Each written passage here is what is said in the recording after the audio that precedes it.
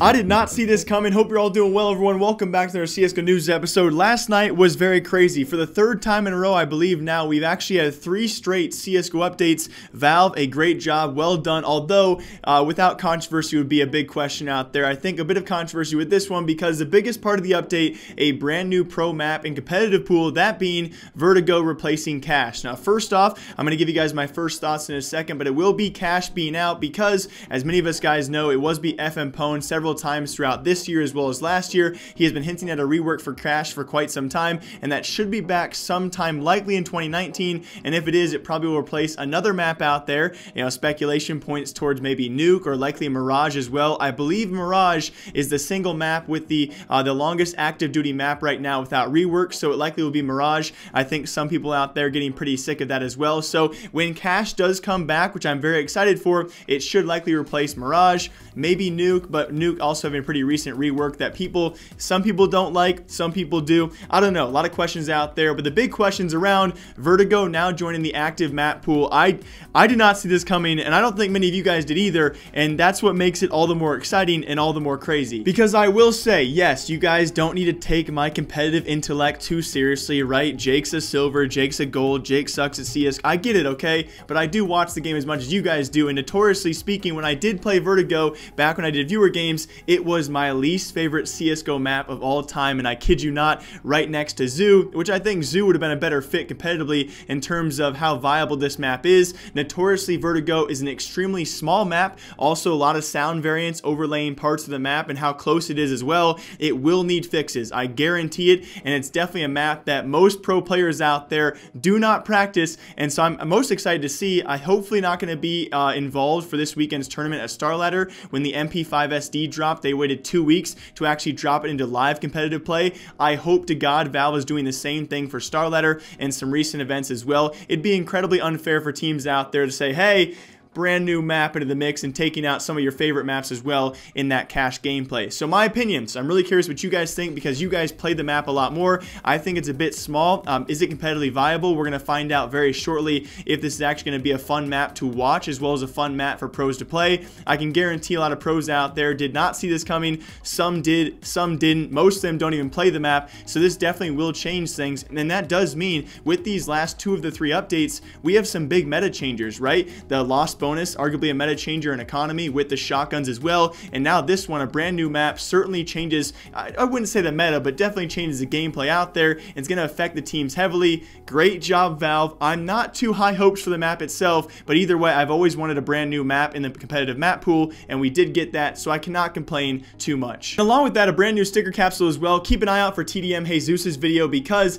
each and every one of these Feral Predator stickers, that's the name of the capsule, and actually the capsule itself looks really, really cool. A capsule that I, for once, might actually invest in, or not invest in, but actually buy a few of. Keep an eye out for that video, though, because each and every sticker apparently has different scratch patterns, which, of course, we all love to see. It now seems to get into a capsule, your skins have to have something unique to them, especially with our last sticker capsule. The same thing happened. They all had different scratch patterns, and this is going to be a unique one as well, which I'm very excited to see how they do work out because they look pretty cool. And then very lastly, for the first time ever, we see a team having a dedicated music kit, and that's going to be the Easy Friends mantra, which I think is super cool. We'll see how that price kind of varies as well as ENCE follows their team patterns and how they do in results. Very, very cool to see a team for once actually doing this as well as Valve along with them. And those are just a series of great updates. I really don't have too many complaints out there besides I'm not too trustworthy of the map itself. Very curious what you guys think out there. I say all in all, overall, another great update by Valve.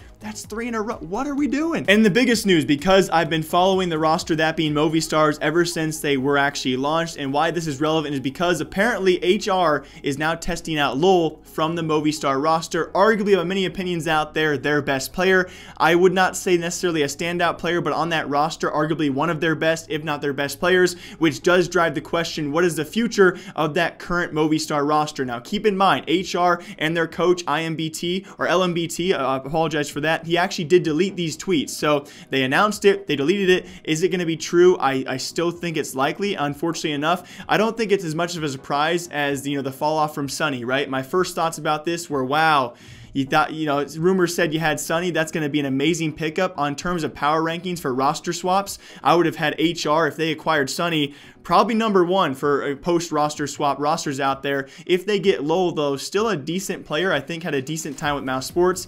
A player that still has yet to prove himself, but probably can fit that support role they might be in need of. They didn't necessarily probably need a star power or a heavy fragger out there, although it would have been a great addition to the roster. So my biggest surprise is not the fact that HR, if they do eventually sign or temporary trial LoWel to the roster, my biggest surprise will be what will happen to the Movistar roster and what will happen with Alex, as well as, of course, Mixwell, who have not done very well against lower tier teams as a part of this roster. I think all in all, Movistar has definitely had some accomplishments.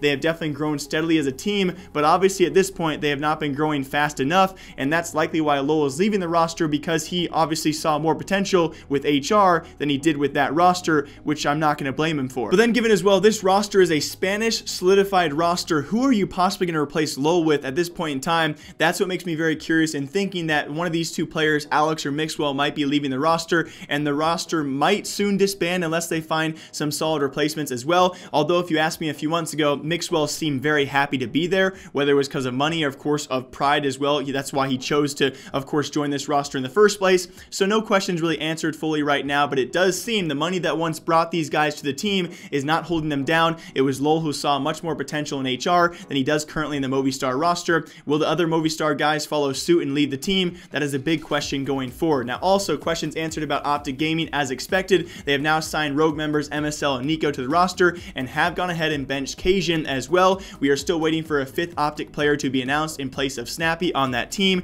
and this team to me is very, I don't know, they're weird, right? I thought Cajun was one of their better members. I expect as a free agent he should be going somewhere very soon, and this OpTic roster going forward, unless they announce a pretty stellar 5th member, I'm going to say a pretty stagnant change here as well with the dropping of Cajun, which besides that rumor I did not expect to be coming. So they keep config, so that's great for them. I think MSL and Nico, some great additions as well, but that 5th member will be crucial for me to see where this OpTic Gaming roster will go throughout 2019. And then also Faceit making some huge changes in terms of how their cheating bans are given out, thanks to Faceit Mikey. I'll link his tweets down below as well, but pretty much a TLDR wrapped up. Each cheating ban will now be a case-by-case basis, so if you get banned for cheating, you're going to be looked at and kind of overviewed as well around a few new features. The main one is actually the age of which your cheating ban or which your ban actually occurs, which I think is huge going forward. Although generally I think it's a great update, it does bring into effect a few fine lines which I'm a bit weary of. First of all, you establish secondary chances for cheaters, because if they are young enough and you actually of course convene and say, hey, he was only 12 years old, it's okay,